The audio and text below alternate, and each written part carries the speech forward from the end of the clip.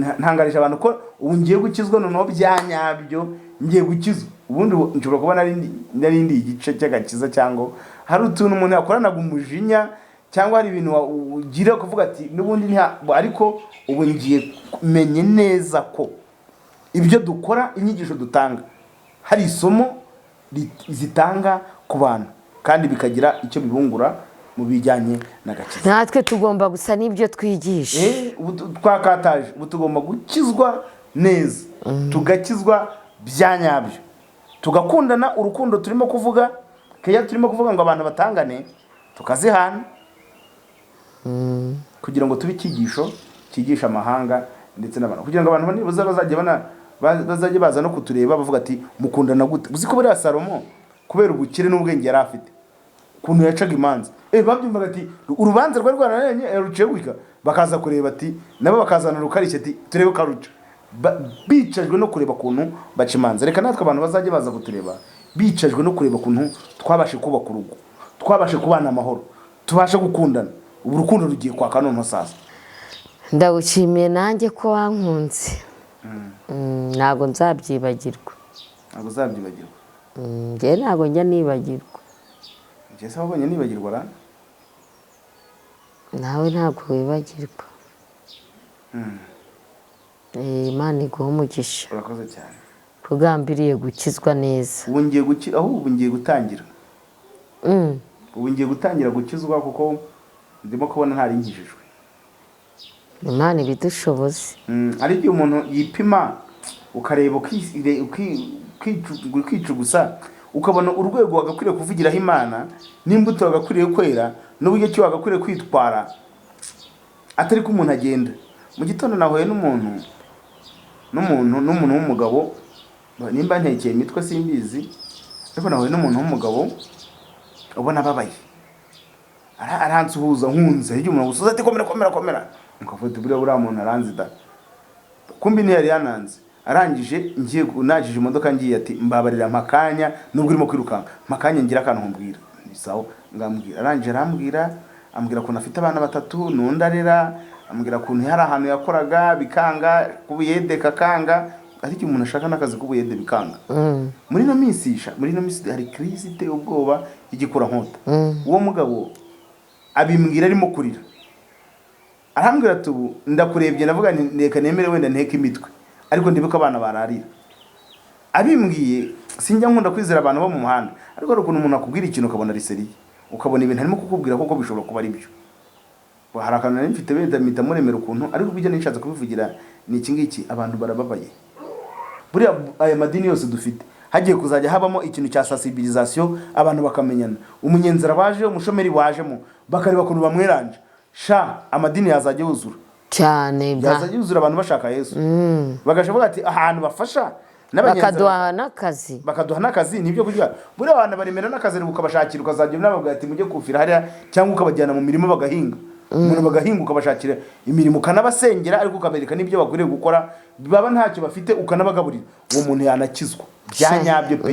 Erega inzara nimbi. Hari igihe tuzategura ikigisho ko bigoye kugira ngo n'umukene buri yajye mu ijuru, amaganya ye, ibibazo bye, buri umukene ajya gupfa yaburanije Imana bikomeye ku buryo Imana ishobora no kumurimbura. Yewe nanjye Imana itantabara sinaye kuzagerayo. Buriya kugira amafaranga shabura ntago nari kuzagerayo rwose. Imana itagutabaranga kwicira umwako.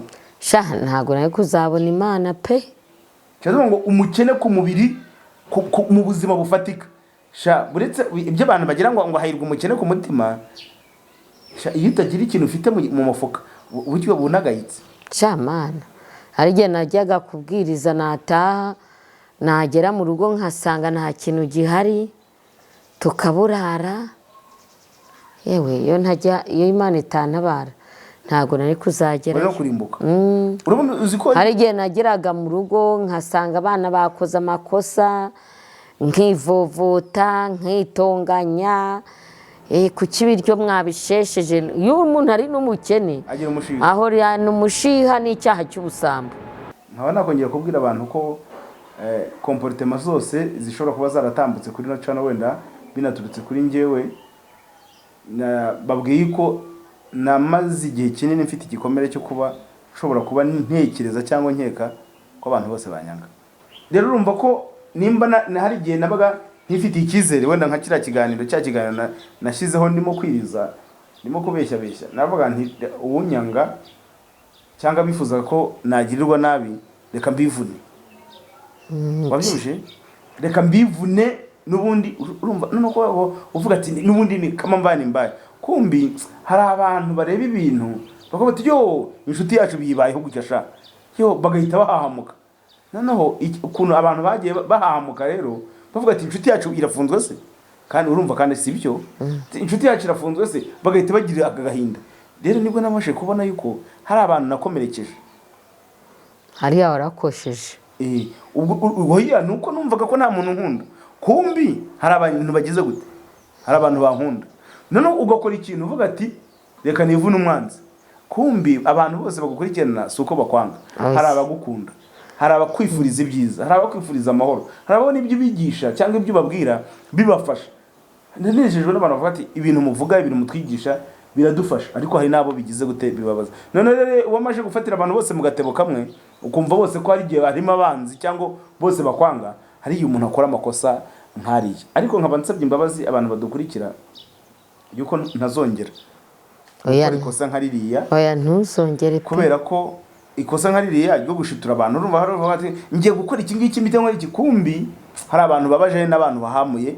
Nyubwo nyuma babona yuko wenda ibyo wakoraga hari ikintu runaka wafokasingagaho, ariko bikababaza. Rero kubera ko maje kumenya ko hari abantu bankunda, ubu ngiye kuzajya nigengeserera. Imana ikubabarire rwose. Imana imeze ntunganye. Hari wajyaga banga Imana imeze ikwezi gutunganye igucure ikunagure. Urumva rero Imana ikwejeje ikagutunganya ikagucura ikakunagura. Rero Imana imeze ntunganye kandi incure ikunagure. Ntuzongere. Ubu ntabwo nakora kubera ko iyo namenye ko hari abantu bankurikirana kandi bankunda, bose nkazaba mbafatira mu gatebo k'abanyanga. Nubundi ntabwo byari kuzancika, ntabwo nakuzabicikaho. Ariko ubu ngubu biragaragara yuko hari abantu bafashwa n'ibyo mbabwira, hari abantu bafashwa n'ijambo bagezaho, hari abantu bafashwa nuko babwira Imana ku buryo batifuza kubona mbabaye. Urumva rero kubona nibabaje cyangwa mbabaye, kuko ushobora kwibabaza ariko unababaye kubera kuba abantu bakugire nabi. Ariko biragaragara ko ari abantu bankunda, banyishimira, bamoza ku mutima, bumva nta kibi cyambaho. Rero ubwo nukuzajya nigengeserera naho afite zamukushi mu mutwe bo tukabihorera, ahubwo nkareba ngo hari abantu bankunda, ngomba kubaho ubutumwa buzima, ngomba kubabwira ibintu realite ntabahamuye. Cyane cyane ku mugore n'umugabo iyo habayeho kwibuka bijya biba umuti, hakabamo kuzuzanya no guhuza. Iyo wibutse iminsi ya kera ukibuka uko mwamenyanye, kandi buriya umugore n'umugabo niyo mwagira icyo mupfa wihutira kwibuka icyiza uwo umwe muri mwe yagukoreye. Ubitse ikintu cyiza kimwe uwo muntu yagukoreye, wihutira no kumuha imbabazi. Rero dukwiriye gutunga imbabazi no kwibuka icyiza kuri mwene so, aho kwibuka ikibi.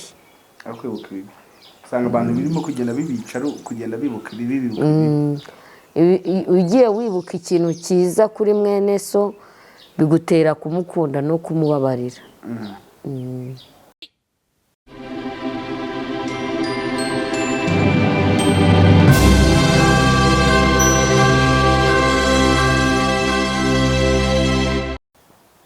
Turabashuje mu izina rya Yesu Kristo. Amahoro y'Imana n'abari na buri muntu wese udukurikiye kuri no channel mu GTV cyangwa mu Kabutera TV.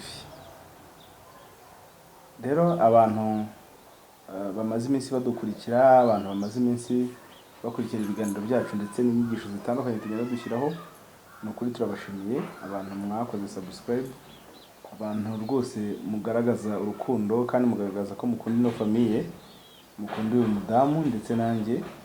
Ni ukuri mwese tubahaye ikaze muri iki kiganiro. Uyu munsi rero ndi kumwe n'umudamu wanjye cyangwa sheri wanjye. Nza kubabwira mu kanya impamvu nshatse kumuzana mu kiganiro cyangwa nshatse kugira ngo muba present imbere. Reka nawe abanze abasuhuze. Ndabaramukije mu izina rya Yesu. Amahoro y'Imana nabane namwe, abantu bamaze iminsi badukurikira mwese, Imana nibaha umugisha mu izina rya Yesu. ino cono igiye kumara hafi umwaka wageze mu kwa gatatu. Twayitangiye turimo kuvuga tuti reka dushyireho ibiganiro, ibyigisho, twigisha abantu Bibiliya, twigisha abantu kuri, tubwira abantu iby'umwami wacu Yesu Kristo. Siko bimeze? Niko bimeze. Rero nagira ngo muri aka kanya dushimira abantu, dushimira Imana, natwe twishimira, nanjye nkushimira. Abantu bari bubone kino kiganiro nagipanze cyangwa nkiteguye kugira ngo ndagira ngo nshimire umudamu wanjye kubw'umwihariko, nshimira Imana yamumpaye, nawe nkushimira.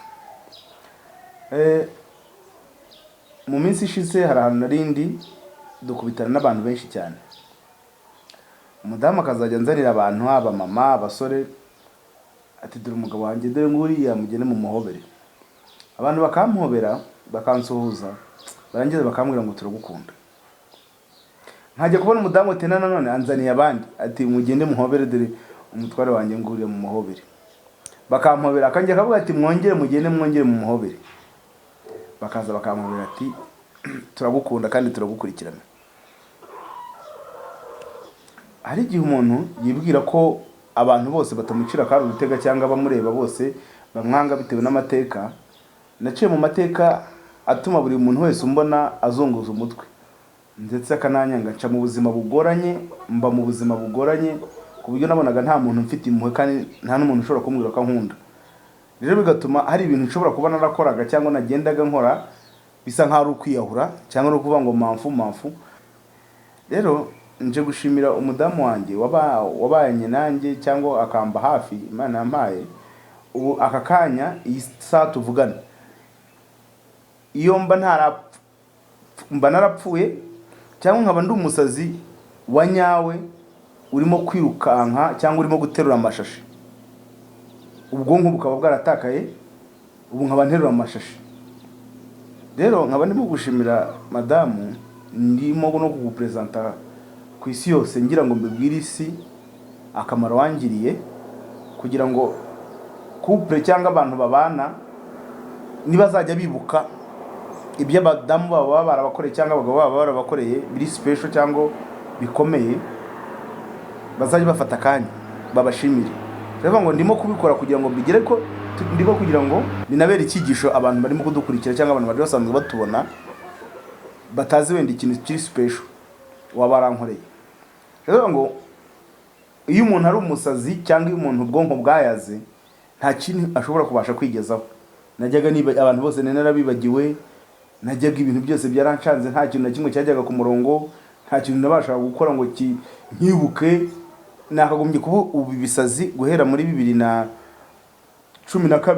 byagombye kuba bigeze kuri level ariko ihambaye, ku buryo wambonaga wese ubu ngubu yakagombye kuba ati uyu byararangiye. Ariko ufata imbaraga nyinshi zikomeye, ukoresha ubushobozi bwose, uriyiriza, urara amajoro, urasenga kugira ngo ibisazi bimvemo. Iki kintu ndakibutse, navuga nti Imana iguhe umugisha.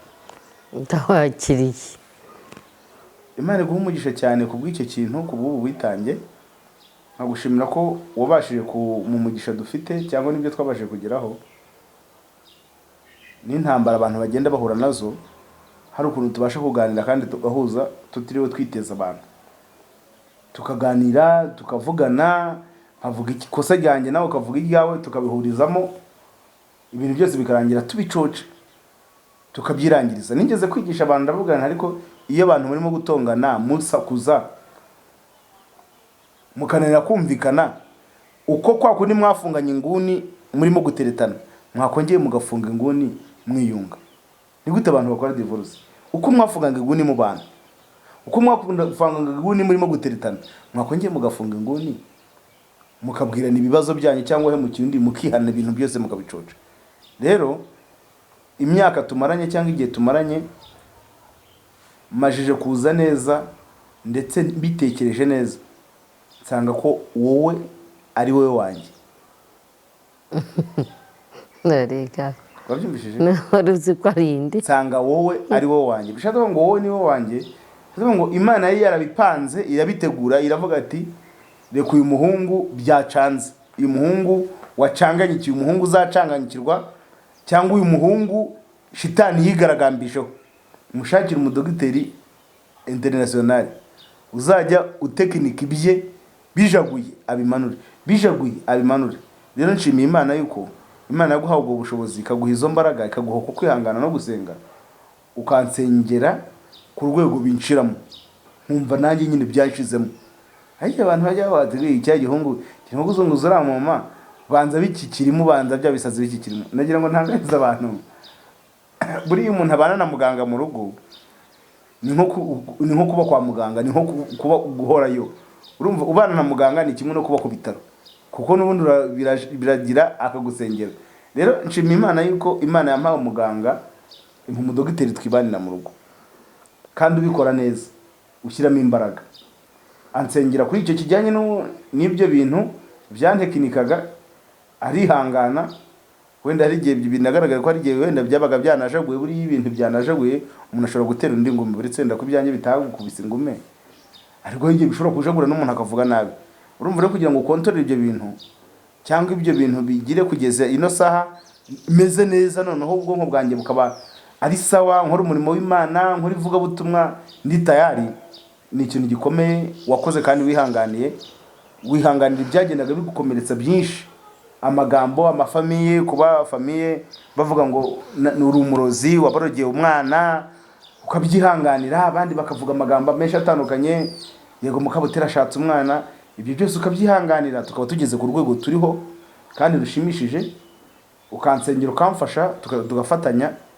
ukansengera Imana ikagenda itanga umugisha bivuze ngo umugisha mfite cyangwa umugisha dufite iyo ntakugira ndakeka ko ntawo kuko unahagombye kuba undi mu mapoberi cyangwa ngo utansengera n'umugisha dufite cyangwa n'ibyo dufite no kuba nshobora gutwara imodoka nkajyana i Kigali nkayigarura deje ni ikimenyetso simusiga kigaragara yuko ibintu byakemutse rero nkushimira imbere y'amahanga nkushimira imbere aba bantu batandukanye mbashimira yuko wowe ari wo wanjye kandi Imana yampaye umugore wari unkwiriye mu gihe nk'iki ukaba uri dogiteri wanjye ukaba uri muganga wanjye ndagushimiye Imana iguha umugisha ndawakiriye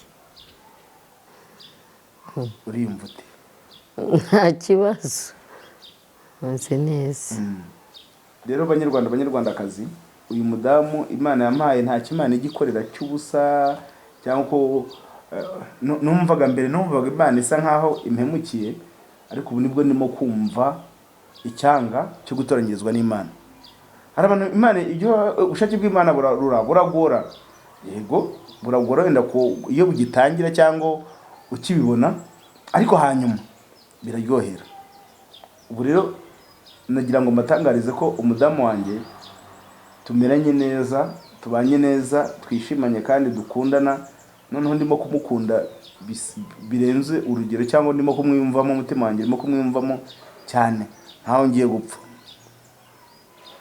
ntacyo uraba oya niyo napfa ndetse n'ubundi nzuma nkaba rero nagira ngo ntange message ku bagabo no ku bamama umugore naba yaragukoreye ikintu cyiza cyangwa akaba yaragufashije mu bintu bikomeye bitandukanye ntuzabyibagirwe ikintu kirimo kwica abantu cyica abagabo cyangwa abagore n'amadivorce arimo kugenda aba ni ukwibagirwa umuntu akibagirwa past akibagirwa hashize h'umugore we akibagirwa hashize babanye iyo umuntu yibagiwe ahashize he akibagirwa past ye niho harimo kuva no madivorce no gushwana n'abagore bagashwana nkaba nagira ngo abantu mbere yo kugira ngo bashwane bagire gute bazajye bibuka hashize habo ubuzima babayemo cyagiye bakiri bato cyagiye bagikundana cyagiye bagishakana bagende bibuka ahashize habo nibuka ko hari umunsi umwe twigeze gusengera ahantu ku Rubaba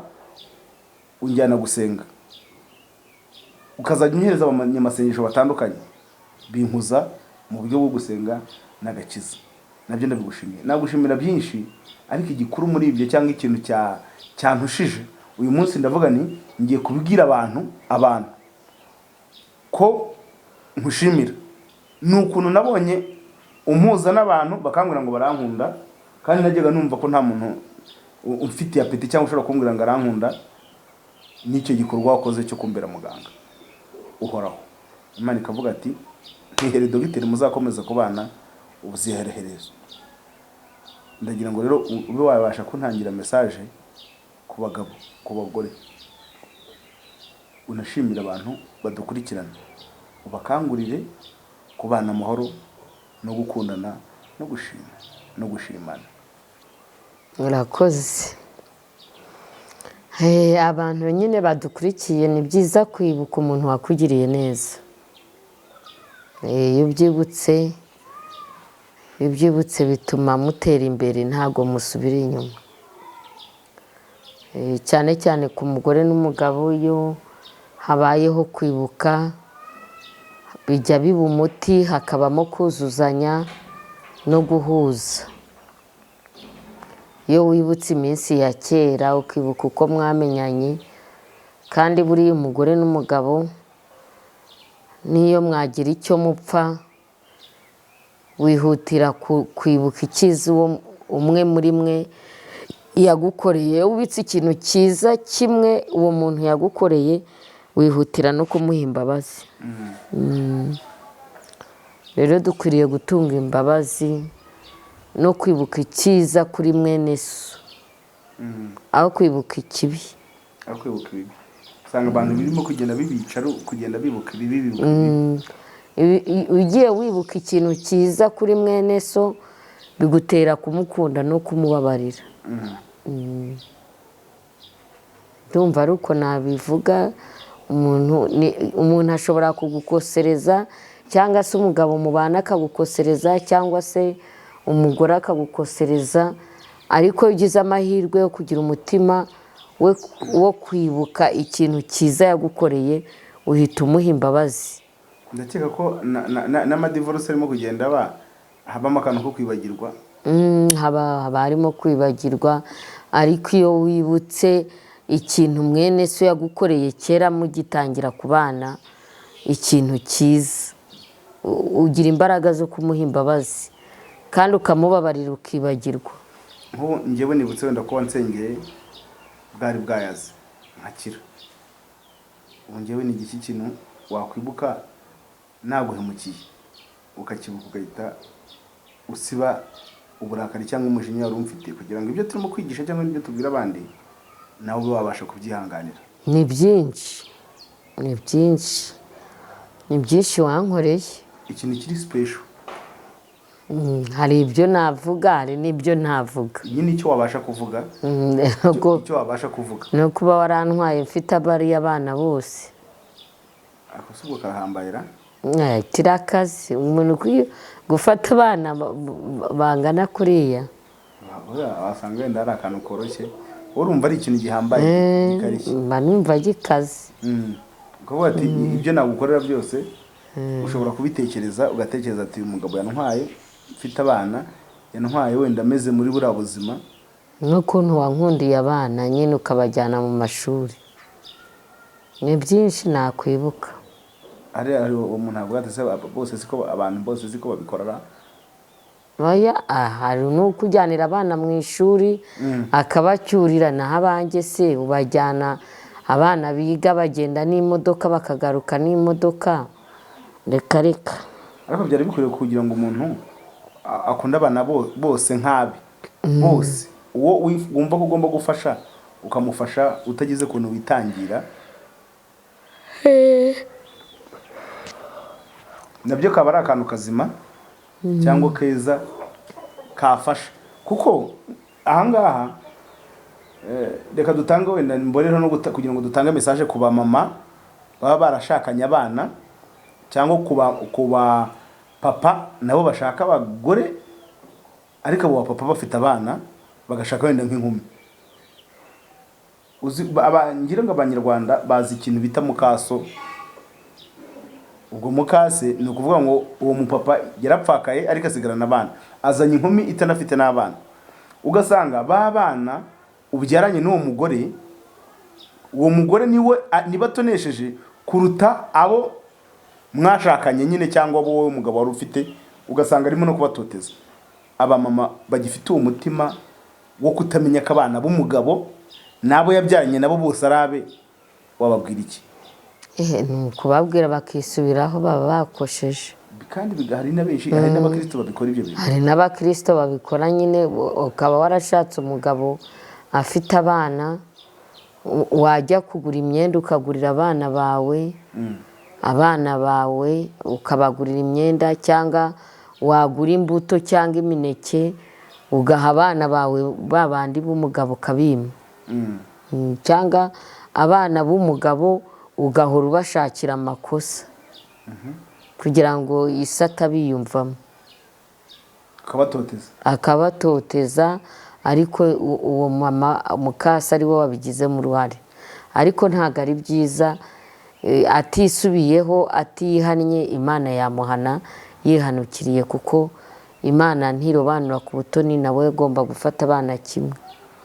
nkaba natangarizaga abagabo nabo bashaka abana, ugakundura nyina afite abana, biba bikwiriye ngo ugerageze abo bana, ikiri ngombwa cyangwa gishoboka ugikore, utitaye ko abo bana utigeze ubabyara.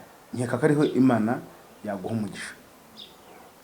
Hari umugabo nzi kandi ni umukozi w'Imana, ni n'umuhanuzi, ariko yanze abana b'uwo mubyeyi, yanze abana b'umugore we.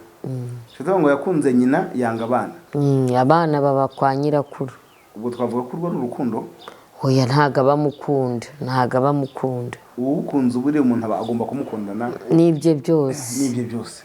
Rero dushishikariza abakunzi bacu n'abantu badukurikira kugira ngo bashishikarire kugira umutima wa kimuntu, bashishikarire kugira umutima w'urukundo wo kubana n'abantu bose amahoro, kandi babe icyitegererezo ku bandi, kugira ngo ingororano bazazibonere mu ijuru apana mu isi. Nkaba nakongera kubwira abantu ko comportement zose zishobora kuba zaratambutse kuri na channel, wenda binaturutse kuri njyewe, babwiye ko namaze igihe kinini mfite igikomere cyo kuba ushobora kuba ntekereza cyangwa nkeka ko abantu bose banyanga. Wigeze utekereza nk'icyo kintu wowe ku giti cyawe? Oya. Wowe ku giti cyawe? Ku giti cyanjye ntabwo nabitekerezaga. Wowe wigeze utekereza ko abantu bashobora kuba nta cyizere bagufite cyangwa bakwanga? Nagiye mbitekereza. Ukazajya ubona ko nta muntu ushobora kugira icyizere cyangwa nta muntu ugufite impuhwe. Bijya bishoboka. Rero urumva ko nimba hari igihe nabaga ntifite icyizere, wenda nka kiriya kiganiro nashyizeho ndimo kwiriza, ndimo kubeshya, navuga nti uwunyanga cyangwa bifuza ko nagirirwa nabi, reka mbivune. Wabyumvise?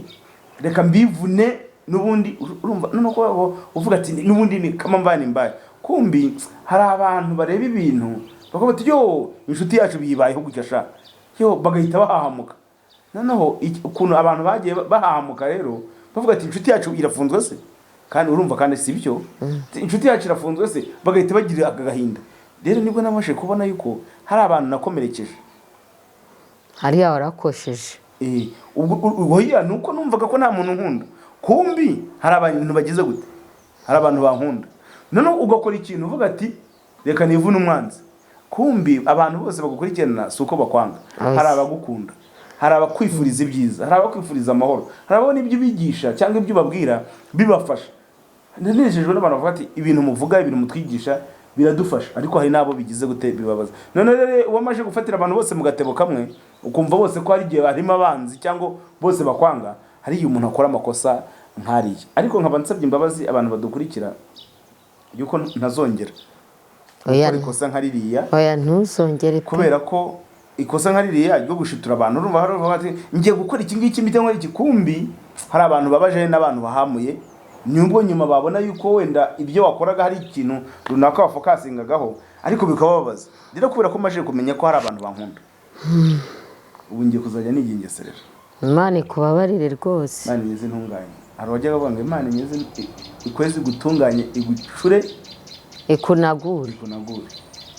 Urumva rero Imana ikwejeje ikagutunganya ikagucura ikakunagura. Rero Imana nyeze ntunganye kandi incure ikonagure inagure ntuzongere. ubu ntabwo nakongera kubera ko iyo namenye ko hari abantu bankurikirana kandi bankunda bose nkazaba mbafatira mu gatebo k'abanyanga n'ubundi ntabwo byari kuzancika, ntabwo nakuzabicikaho. Ariko ubu ngubu biragaragara yuko hari abantu bafashwa n'ibyo mbabwira, hari abantu bafashwa n'ijambo bagezaho, hari abantu bafashwa n'uko babwira Imana ku buryo batifuza kubona mbabaye. Urumva rero kubona nibabaje cyangwa mbabaye, kuko ushobora kwibabaza ariko unababaye kubera kuba abantu bakugire nabi, ariko biragaragara ko hari abantu bankunda, banyishimira, bamuza ku mutima, bumva nta kibi cyambaho. Rero ubwo n'ukuzajya nigengeserera naho abafite zamukushi mu mutwe bo tukabihorera, ahubwo nkareba ngo hari abantu bankunda, ngomba kubaho ubutumwa buzima, ngomba kubabwira ibintu realite ntabahahamuye kugira ngo batazajya bagwa muri koma. Imana ikubabarire. Imana imbabarire. Si twasoza hari icyo wavuga? Nanjye soje ngushimira ko wankunze nyine akaramata. Nakaramata byo ubu rega n'ugutandukanywa n'urupfu cyangwa Yesu agarutse none ubu nta bintu bya divorce. Nese waba ujyaye ahera ndagushimiye nanjye ko wankunze. Ntabwo nzabyibagirwa. Ntabwo uzabyibagirwa? Njye ntabwo njya nibagirwa.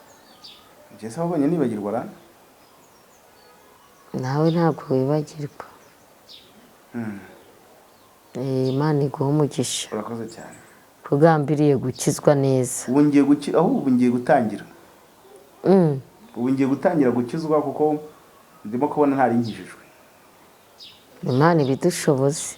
Ari igihe umuntu yipima ukareba ukicugusa ukabona urwego wagakwiriye kuvugiraho Imana n'imbuto wagakwiriye kwera n'uburyo ki wagakwiriye kwitwara, atari ko umuntu agenda.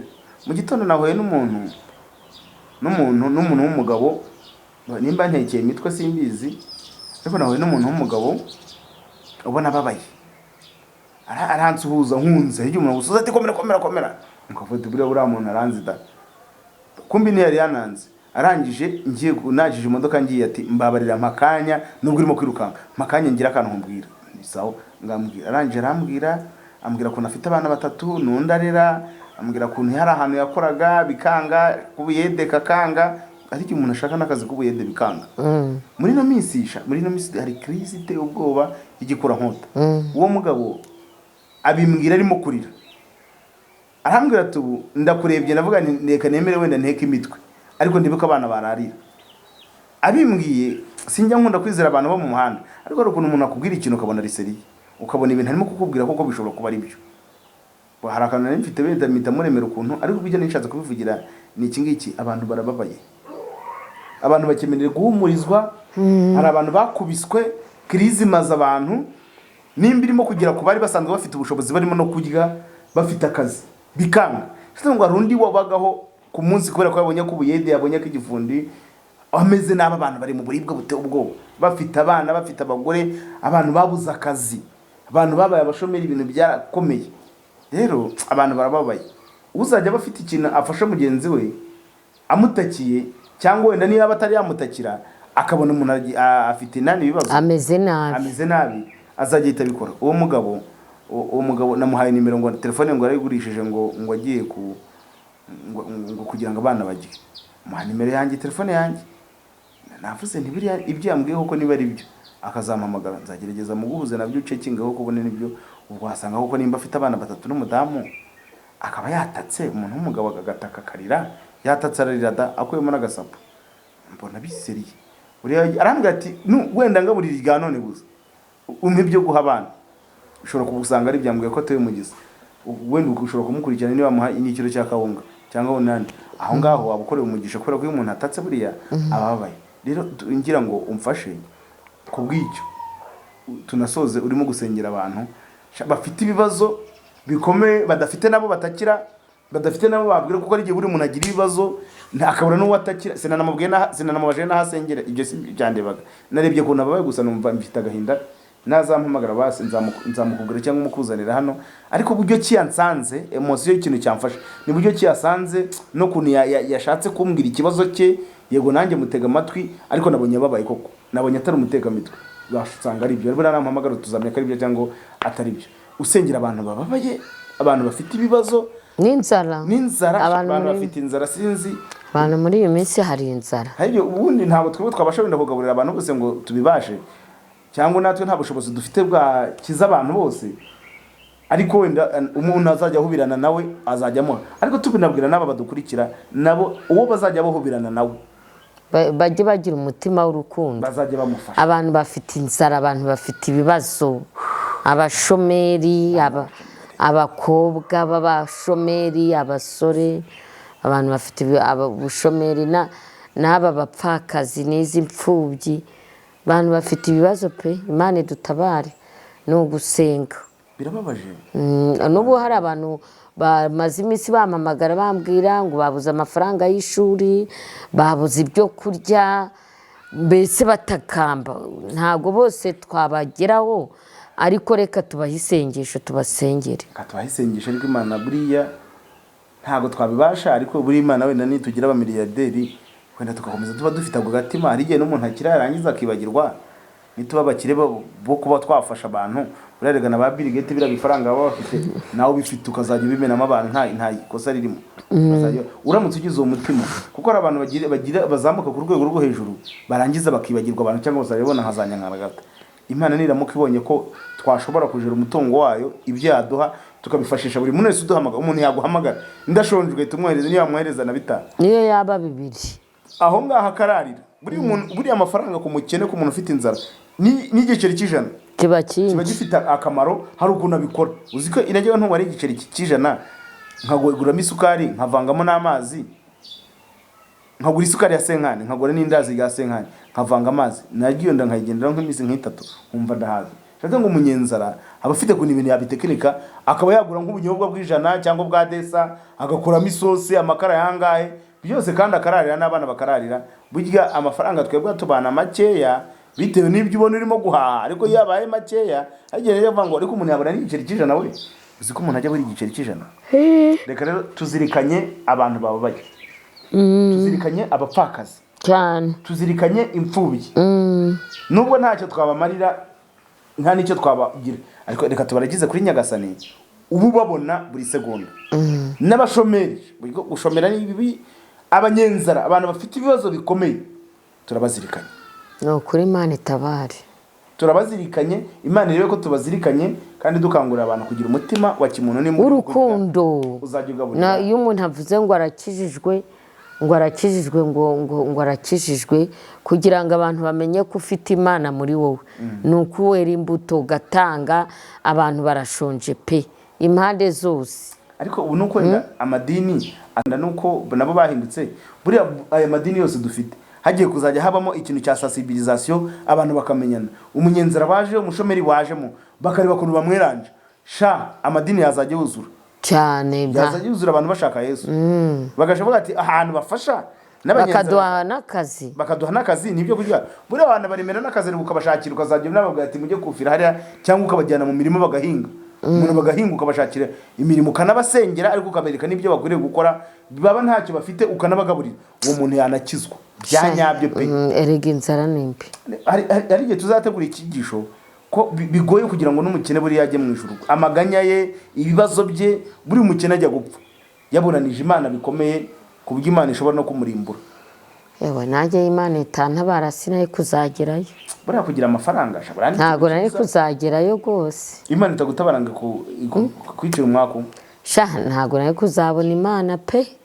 Cyangwa ngo umukene ku mubiri, mu buzima bufatika.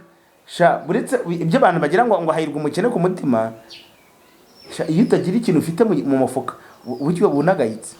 Mana, hari igihe najyaga kubwiriza, nataha nagera mu rugo nkasanga nta kintu gihari, tukaburara.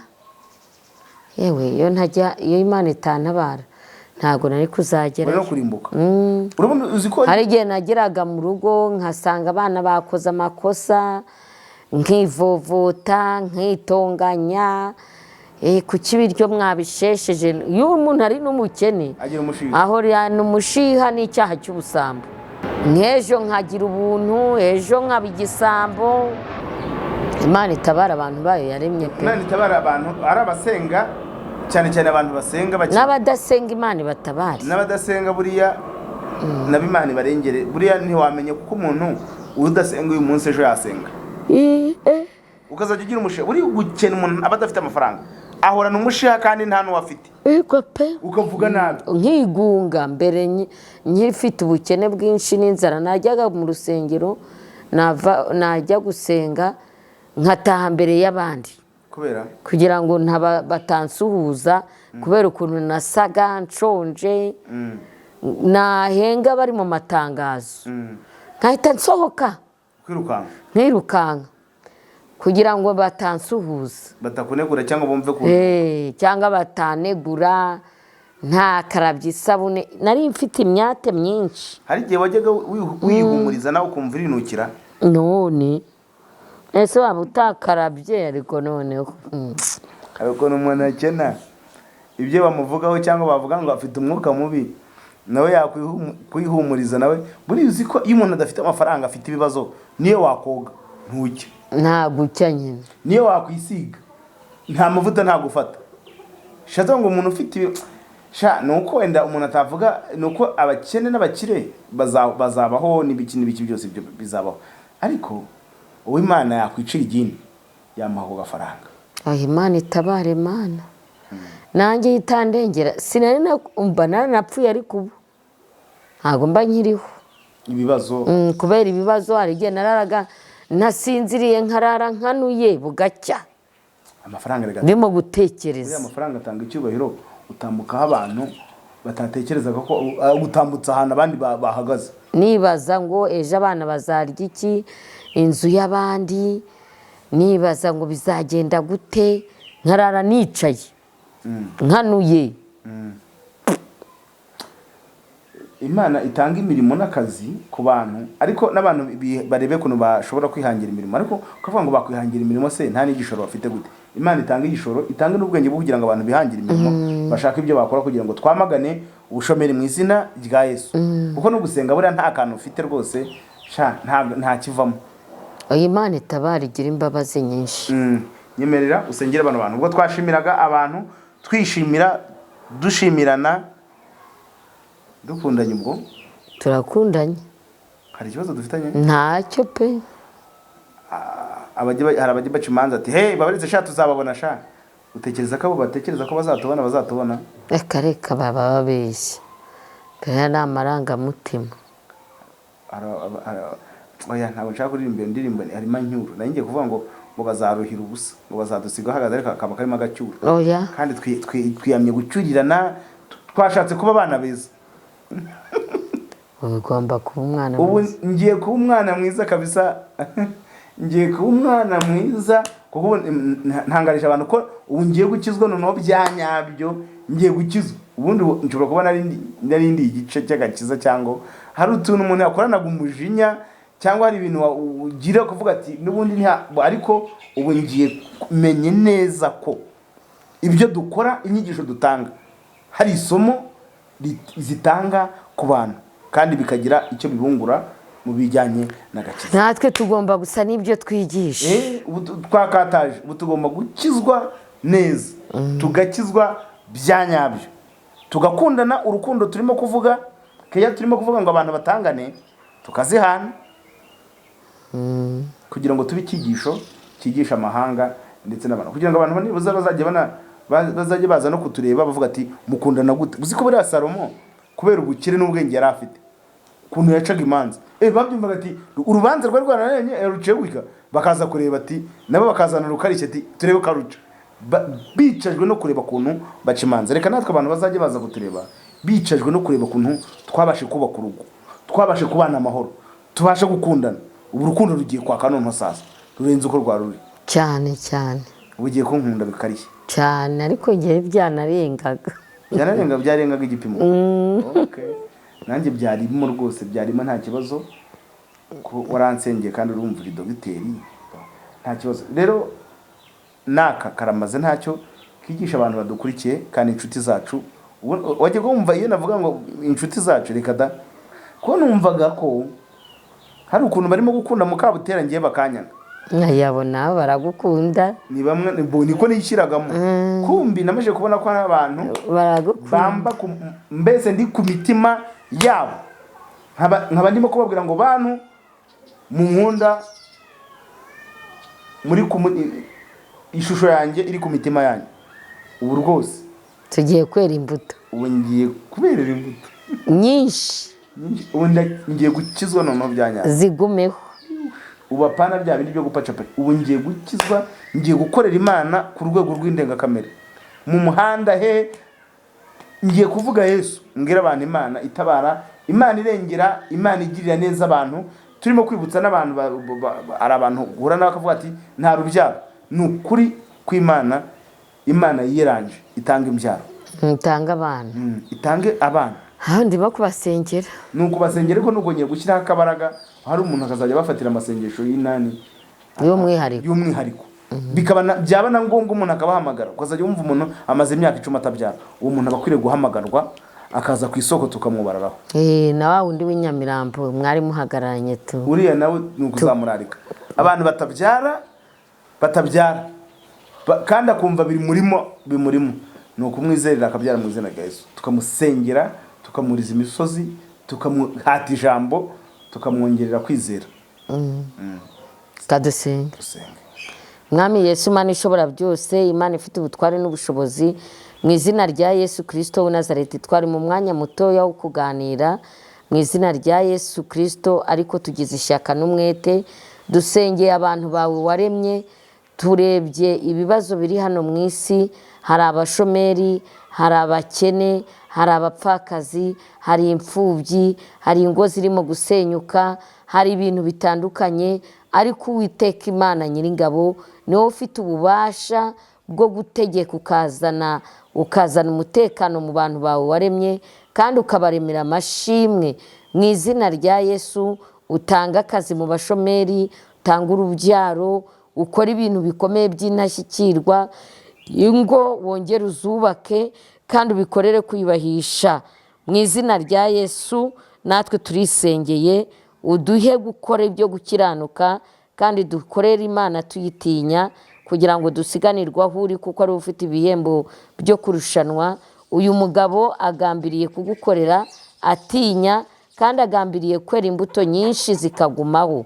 Umushoboze nanjye ushoboze, kandi tugambiriye gusengera abantu bawe waremye, tukabikora tubikunze.